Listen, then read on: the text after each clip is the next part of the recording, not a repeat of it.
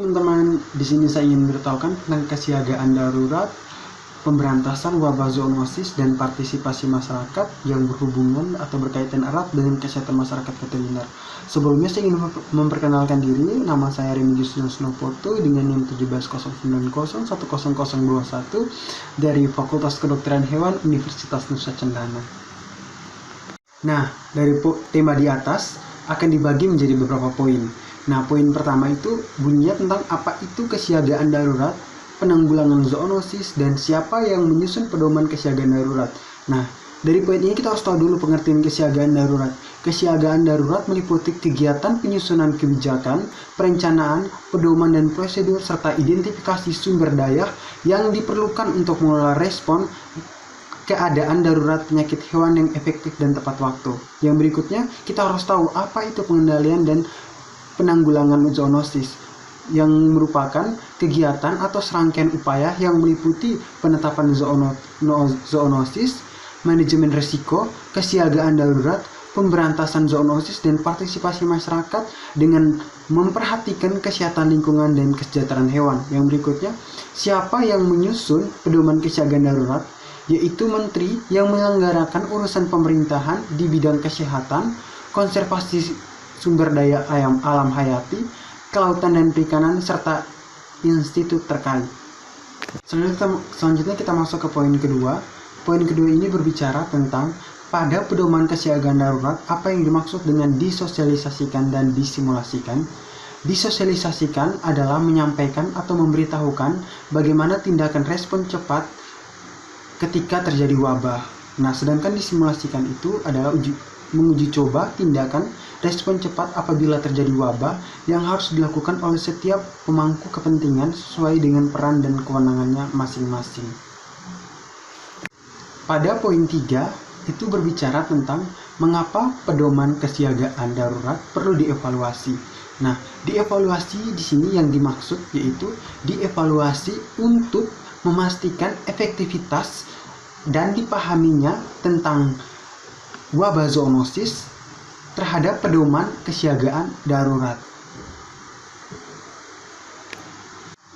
Selanjutnya poin 4. Poin 4 di sini berbicara tentang siapa yang pantas menyatakan atau mengumumkan wabah zoonosis.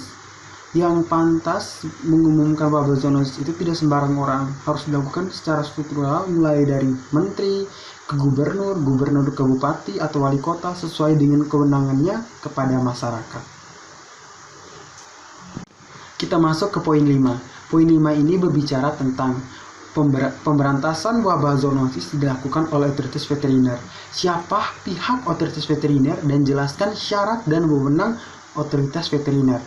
Kita harus tahu dulu, otoritas veteriner adalah kelembagaan pemerintah dan atau kelembagaan yang dibentuk oleh pemerintah dalam pengambilan keputusan tertinggi yang bersifat teknik kesehatan lapangan dengan melibatkan keprofesionalan dokter hewan dan dengan mengarahkan semua lini kemampuan profesi mulai dari mengidentifikasi masalah, menentukan kebijakan, mengkoordinasi pelaksanaan kebijakan, sampai dengan mengendalikan teknik operasional di lapangan.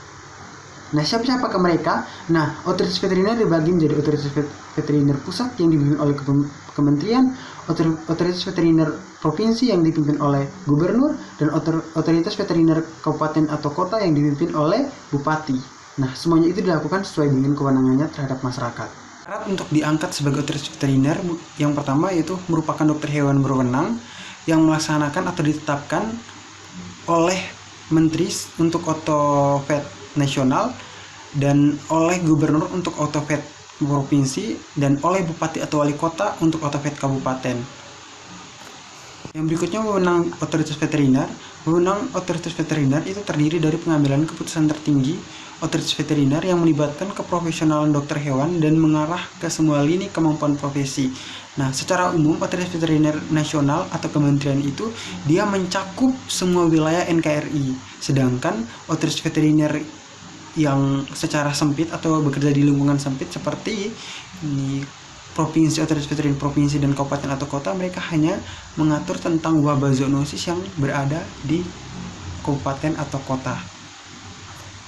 Kita masuk ke poin 6. Poin 6 berbicara bagaimana penanggulangan zoonosis yang bersumber dari satwa akuatik, satwa liar, dan hewan berkeperluan khusus. Nah, kita hanya tahu bahwa penyakit zoonosis itu berasal dari hewan-hewan yang dikonsumsi, sedangkan itu padahal asumsi yang salah.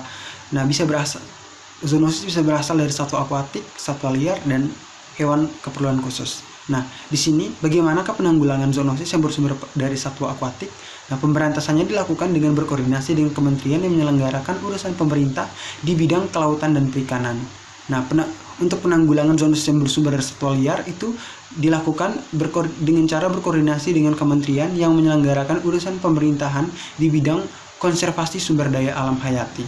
Nah, untuk penanggulangan zoonosis yang bersumber dari hewan keperluan khusus. Nah, hewan keperluan, kita tahu dulu apa yang dimaksud dengan hewan untuk keperluan khusus.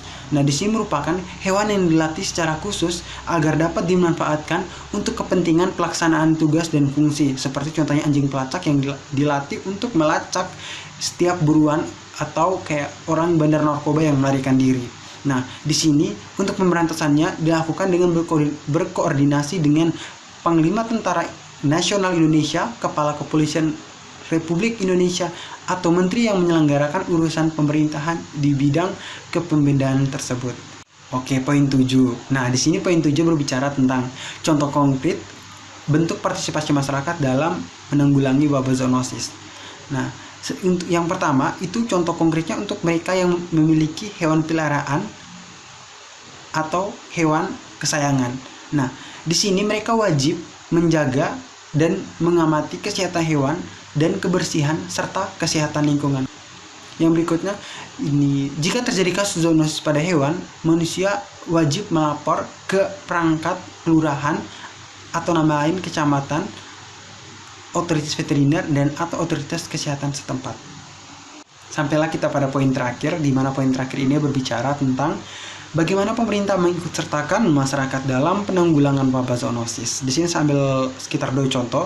Contoh pertama yaitu pemerintah membentuk kader pemantau dan tindakan cepat kejadian zoonosis. Jadi kader-kader ini dia tersebar di semua wilayah yang berfungsi sebagai pemantau. Jika terjadi suatu kejadian zoonosis, maka segera dilaporkan pada pihak yang berwajib seperti pemerintah daerah. Nah, yang berikut, yang kedua itu dengan mengeluarkan peraturan pemerintah yang berisi tentang tata cara partisipasi masyarakat dalam pengendalian dan penanggulangan zoonosis. Oke, sekian video ini. Semoga bisa menjadi edukasi untuk masyarakat di luar sana dan untuk kita semua. Oke, terima kasih. See you.